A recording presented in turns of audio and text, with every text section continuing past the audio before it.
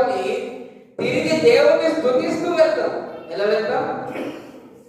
దేవుణ్ణి ఎప్పుడైనా ఈ అనుభవం కూడా మనం వెళ్ళామా?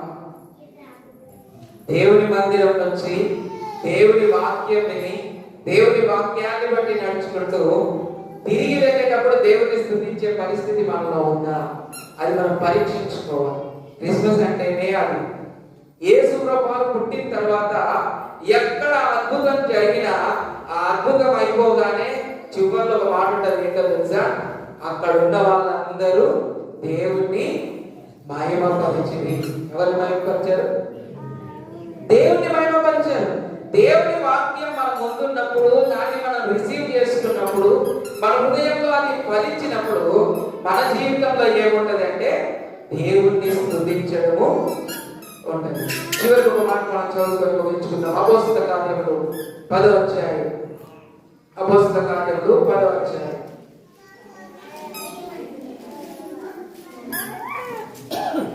అపోస్తలులైన